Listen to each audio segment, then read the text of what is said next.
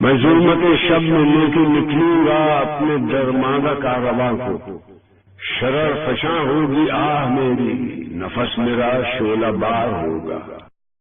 اعوذ باللہ من الشیطان الرجیم، بسم اللہ الرحمن الرحیم۔ آج کے کلام اقبال میں علامہ جو ہیں تھوڑا عشق اور عقل پہ بات کرتے ہیں اور اپنے آپ کو ساتھ میں ایک تلقین بھی کرتے ہیں۔ کہتے ہیں نالا ہے بلبل شوریدہ تیرا خام ابھی، اپنے سینے میں اسے اور ذرا تھام ابھی۔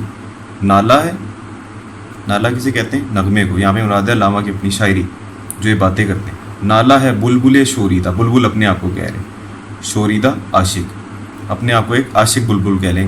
کس کی؟ اللہ تعالیٰ کی اور مسلمان قوم کی جو ان میں محبت ہے اس کی بات کریں۔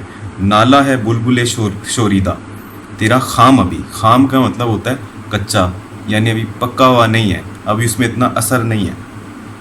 اپنے سینے میں اسے اور ذرا تھام ابھی، یعنی ابھی جو تم باتیں بول رہے ہو اپنے دل سے، اسے اپنے سینے میں اور تھامو، تھوڑی باتیں اپنے اندر رکھو، تھوڑی دیر خاموشی رکھو۔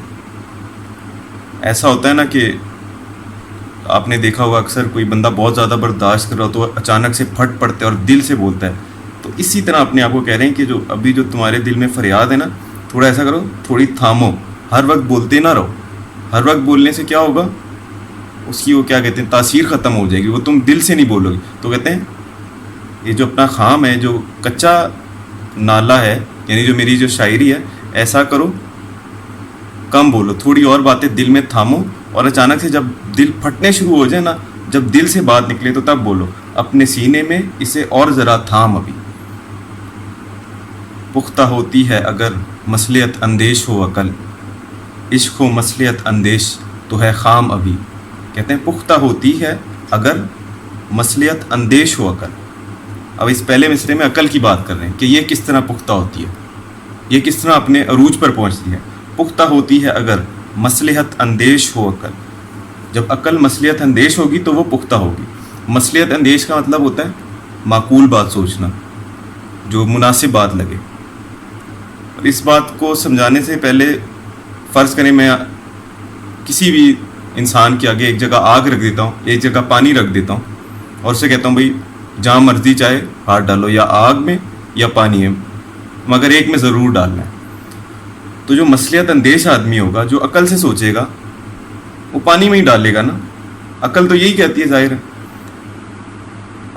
اب کہتے ہیں دوسرے مصرے میں عشق ہو مصلحت اندیش تو ہے خام ابھی۔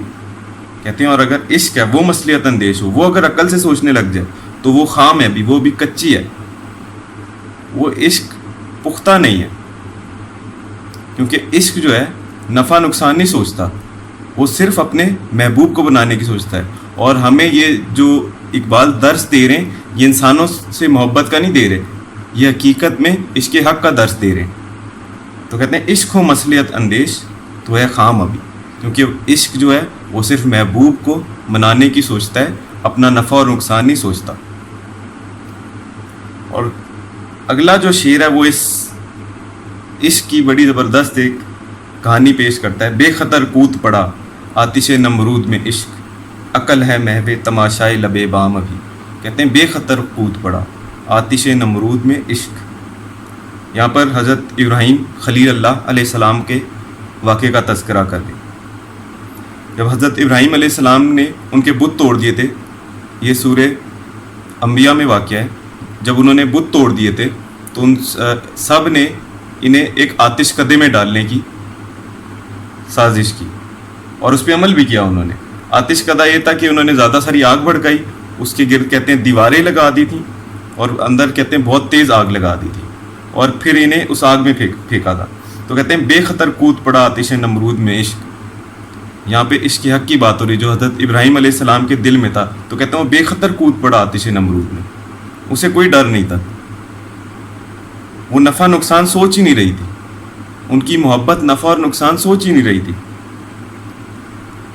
تو وہی جو پچھلے جو شعر میں بات ہو رہی تھی کہ عشق ہو مصلحت اندیش تو ہے خام ابھی، تو ان کا عشق مصلحت اندیش نہیں تھا، انہوں نے صرف اپنے رب کو منانے کی سوچی، اپنا نفع نقصان نہیں سوچا۔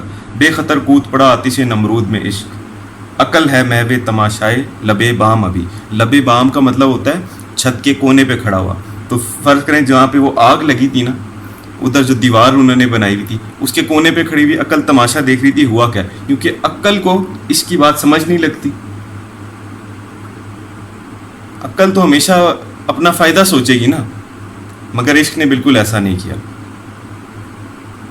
جب اللہ تعالیٰ نے فرشتوں سے کہا کہ میں اپنا ایک خلیفہ بنانے لگا ہوں دنیا میں، یہ سورہ البقرہ میں یہ واقعہ ہے، تو فرشتوں نے اعتراض کیا، سوال پوچھا کہ اللہ یہ تو فساد کرے گا زمین میں اور قتل کرے گا۔ تو اللہ تعالیٰ نے کہا بے شک میں وہ جانتا ہوں جو تم نہیں جانتے۔ تو اشرف المخلوقات انسان اصل میں عشق کی وجہ سے ہی ہے، جو حضرت ابراہیم علیہ السلام میں صاف دکھا جب وہ آتش نمرود میں انہیں ڈالا گیا، جب انہوں نے اپنے بیٹے کے ایک اکلوتے بیٹے کے اپنی بوڑھی عمر میں چھری چلا دی، چھری ان کی گردن پہ چلائی اور اپنے دل پہ چلائی، اور فرشتوں کو جواب بھی مل گیا ان کے سوال کا کہ اللہ یہ جو قتل و غارت کرے گا، یہ جو خون کرے گا، یہ آپ کا خلیفہ بنے گا۔ تو جب انہوں نے تماشے دیکھے ہوں گے تو فرشتوں کو ضرور ندامت ہوئی ہوگی اپنے سوال پہ، اور یہی وجہ ہے کہ انسان اصل میں اشرف المخلوقات ہے، عقل کی وجہ سے نہیں، عشق کی بنیاد پہ۔ تبھی تو علامہ کہتے ہیں کہ عقل کو تنقید سے فرصت نہیں، عشق پر اعمال کی بنیاد رکھ۔ اور ہمارا جو مقصد ہے نوجوانوں میں کلام اقبال کو عام کرنا ہے، اس نیت سے کہ ہم لوگ اس پہ عمل کر سکیں، جس کے لیے ہمیں جرأت مندی اور غیرت مندی کا مظاہرہ کرنا پڑے گا۔ جس طرح علامہ خود کہتے ہیں اگر جواں ہو میری قوم کے جسور و غیور، جسور کا مطلب جرأت مند، او غیور اور غیرت مند، تو کلندری میری کچھ کم سکندری سے نہیں۔ تو یہ جو میری کلندری ہے، جو میرا کلندرانہ کلام ہے، یہ کسی سکندری سے کم نہیں ہوگا۔ اور سکندری سے مراد ہے وہ سکندر اعظم جس نے آدھی دنیا فتح کی تھی، جس کی بڑی شان و شوکت تھی۔ تو علامہ کہتے ہیں میں اس سے کم نہیں ہوں گا، پر اس کی پہلے مصرعے میں شرط ہے کہ اگر جواں ہو میری قوم کے جسور و غیور، تو کلندری میری کچھ کم سکندری سے نہیں۔ شکریہ۔